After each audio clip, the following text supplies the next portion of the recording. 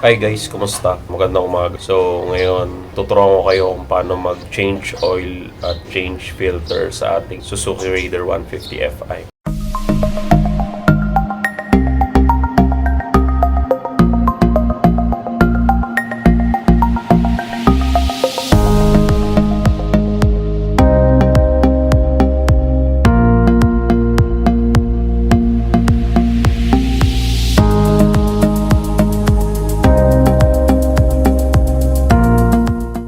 So, bale ito nga pala yung gagamitin natin pang change oil na langis. X-Star R5000 10W40 siya. And mineral oil lang to. Hindi siya synthetic or fully synthetic. Since mag-change oil and change filter tayo, 2 liters to bale. Kasi kailangan niya ng 1.3 liters in total.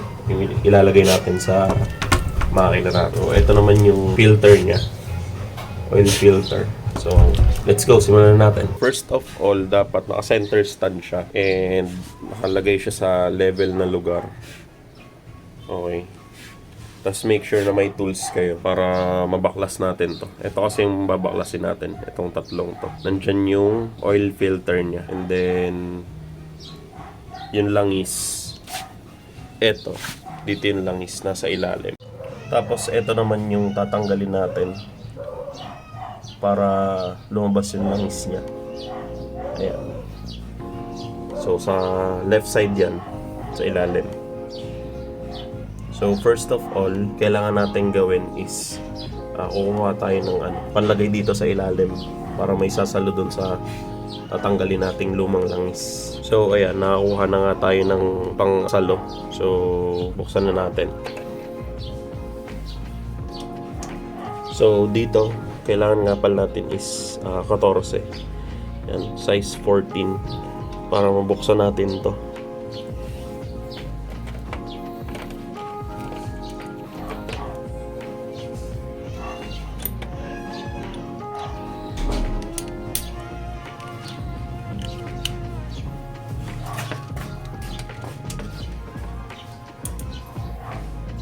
And make sure sa pagbubukas dapat counterclockwise.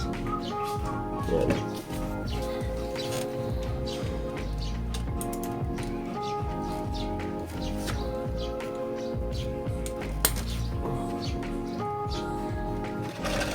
So yan, pag nabuksan nyo na, tanggalin nyo lang tong tornilyo na to sa ilalim.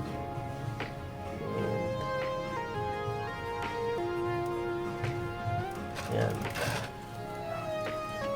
So, first change oil pa lang natin to. Nasa 550 plus kilometers na siya. Pero kung makikita nyo yung langis natin sobrang dumi.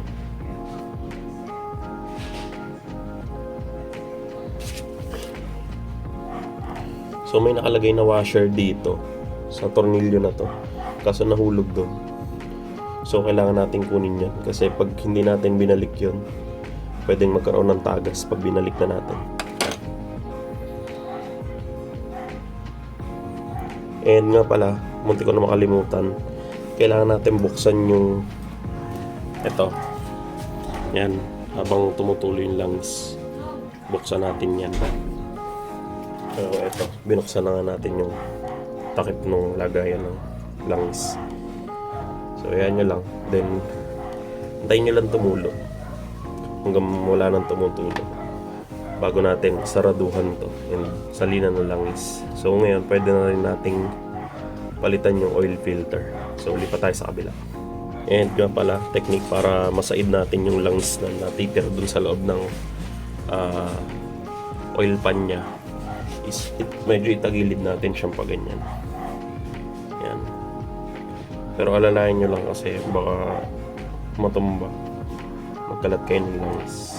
Ayan. Ngayon ganyan nyo lang.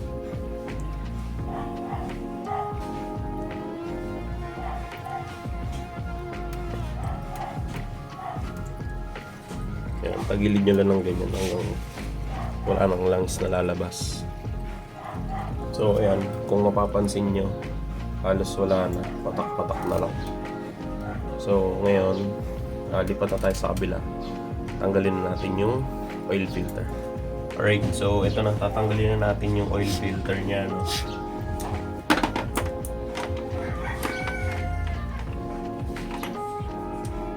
Bale, ang kailangan pala natin sukat ng socket dito is 8mm. 8. Kita ba? Hindi makita. Ayan, 8mm to, guys.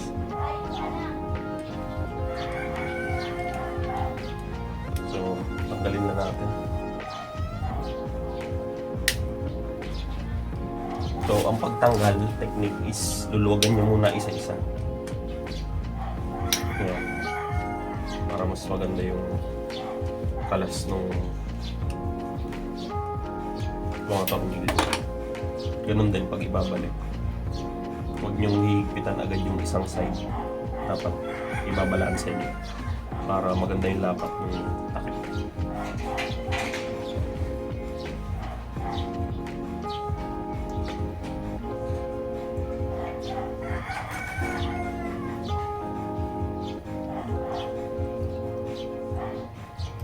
Mas maganda sana to may gloves kayo, ano?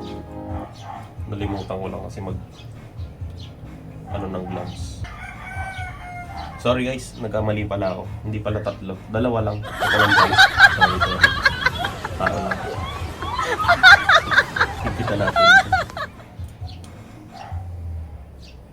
Hindi pala kasali to.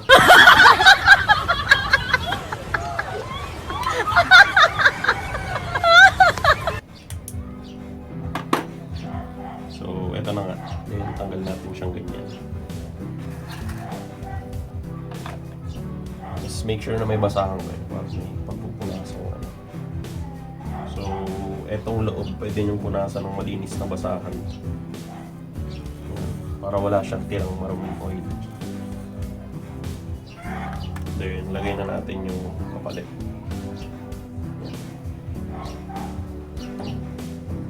Salpak lang natin na ganyan. Tapos pag naisalpak mo ng ganon, balik mo lang ito.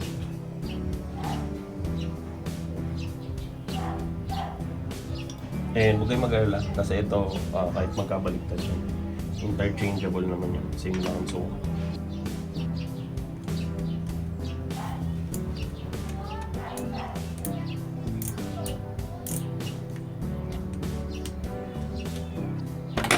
Okay. Tapos ngayon, sara na muna natin yung nilabasan na. Pero hanapin natin yung washer dito. Make sure na may washer dito para walang tagas. Higpitan na natin. Naibalik na natin yung washer dito, no? Ayan. So, punasan lang natin ito.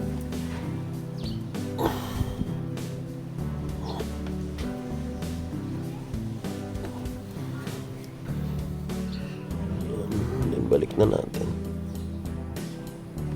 Tapos kunin ulit natin yung 14 natin. Yan.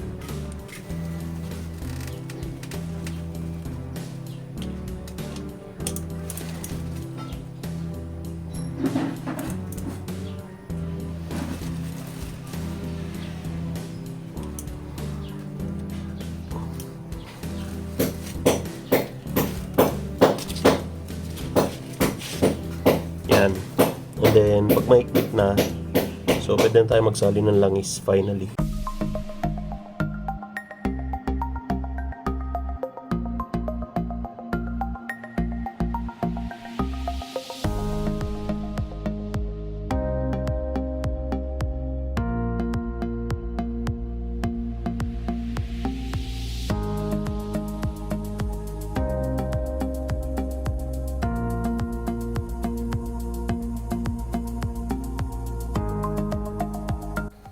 Okay, so tapos na tayo mag-change oil at eto na nga ang tanong. So, kailan nga ba pinaka-the best mag-change oil ng pinakaunang change oil ng bagong biling motor natin? Sa first 500 ba? o sa 1,000? Well, sabi ni Kasa, mag-change oil na daw tayo ng 500 kilometers, pero sabi ng manual is 1,000 kilometers. Well, para sa akin, siguro mas okay ng at least 500 kilometers. Bakit? Para as in malinis pa yung langis. Kasi pag 1,000 na, medyo madumi na talaga yun eh. Kung may extra kalenda naman, mas okay nang sa 500 kilometers ka na mag-change oil. Pero kung medyo gipit-gipit, okay lang din naman siguro sa 1,000. Again, magkakaiba tayo ng opinion, pero anumang opinion, first 500 or first 1,000, I think okay lang yun. At saka, ano ba yung magandang langis para sa motor natin? Mineral oil ba? O semi-synthetic or fully synthetic? Again, pag may budget ka, syempre pinakamaganda fully synthetic. Kung medyo saktuhan lang, semi-synthetic. Pero kung wala talaga, mineral oil. Pero just make sure na mag-change oil ka every 1,000 to 1,500 kilometers para hindi ganun kakadumi yung oil mo. Kasi pag semi-synthetic, pwede ka mag-change oil at least every 2,000 to 2,500 or 3,000. While for fully synthetic, at least or maximum 5,000 para sa motor. Pwede ka mag-change oil every 5,000 kilometers. So, in the long run, mas makatipid ka sa fully synthetic. Yun nga lang, syempre, medyo mas mahal yun ng konti. So, again, kayo na bahala. Nasa inyo na yun. Depende sa budget nyo, depende sa trip nyo. So, paano? Hanggang sa muli. Bye!